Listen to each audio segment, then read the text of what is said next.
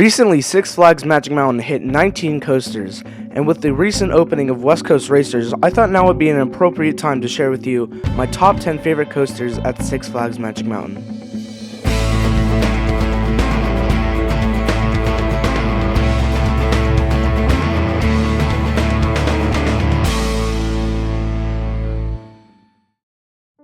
Coming in at my number 10 spot is Superman Escape from Krypton. I actually went on this for the first time recently, and I just want to say that it exceeded my expectations.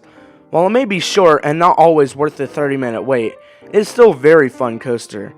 It currently stands at my tallest and fastest coaster I've ridden, and was my 49th credit. The launch is pretty forceful, and you get a pretty decent period of time of weightlessness. Definitely deserves its spot on my top 10. At number 9, we have Batman the Ride. This B&M invert may be a coaster that you can find in many different places, but that fact makes it no less good than it already is. Batman has a total of 5 inversions and is one of the more intense coasters that I've been on. And even though this is another short coaster, it has some great elements.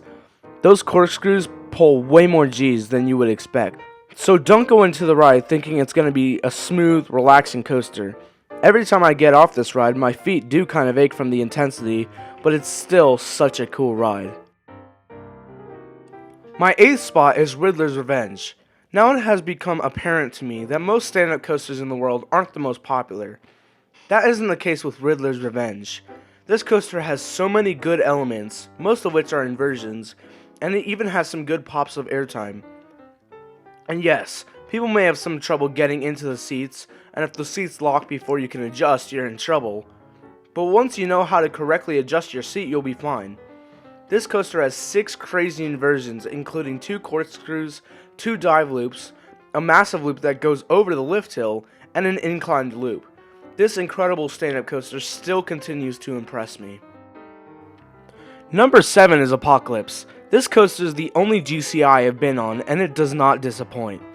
Not only is it fast, but it's not as rough as your average wooden coaster. It is shorter than any other woody, but it pulls some good laterals, G's, and has some good airtime moments. It even has a crazy station fly-through. After its retrack back in October, it has moved up my list immensely. Now, it always feels like it's hauling and going way faster than just 50 miles per hour. I also think that its retheme is definitely an improvement from its previous scavenger theme. I'm very glad that they completely revamped this coaster, and I hope it stays this good for a while. Number 6 is Viper. This is the park's first out of 2 Arrows. Though it may not be the biggest crowd pleaser, it definitely is an incredible coaster. It has some of the best elements an Arrow looper can offer, including a batwing, double loops, and double corkscrews. You can even get a decent amount of airtime at the mid-course brake run if you're sitting in the front. Most people have problems with their heads banging against the shoulder bars, but since I'm taller, I don't have a problem. Also, be prepared, because those double loops can get pretty intense.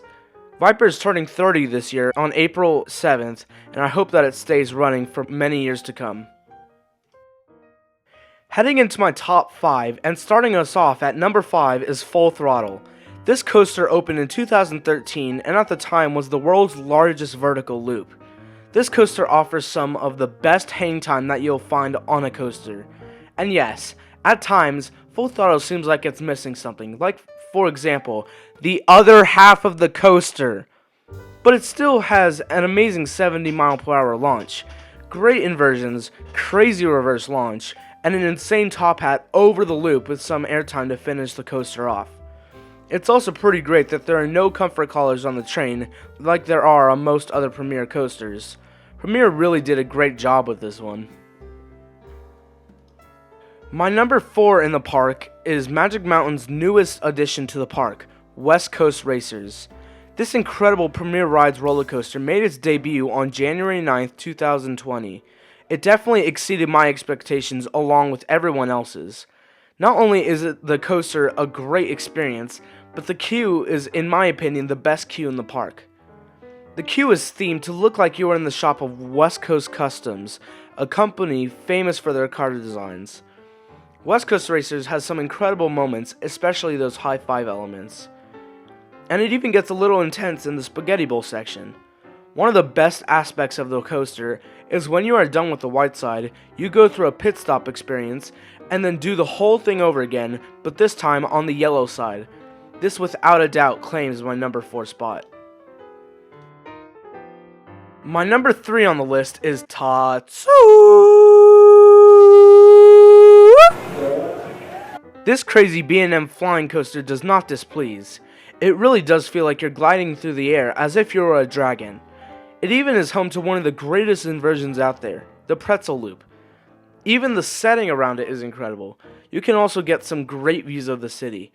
Every time I get off this coaster, my whole body shakes. It really is a fantastic coaster.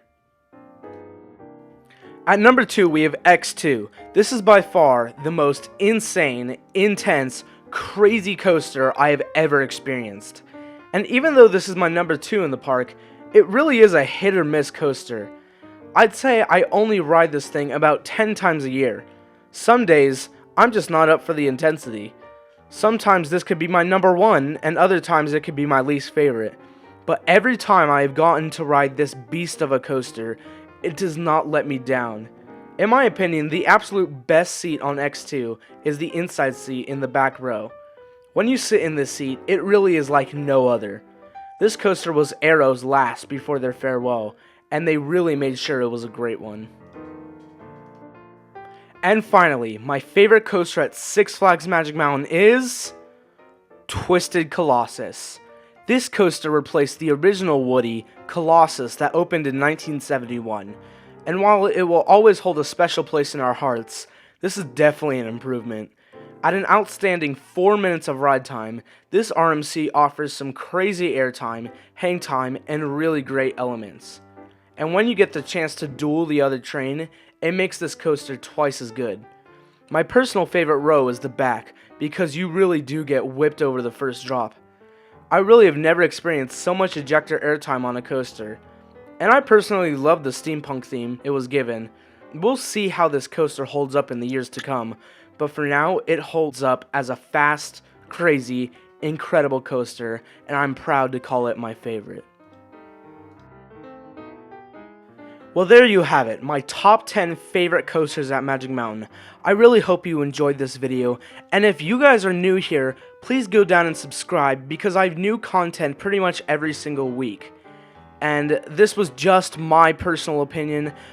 Tell me what you guys thought of my top 10 in the comments below, and thank you guys so much for watching the video, and as always, I will see you in the next adventure. Bye-bye.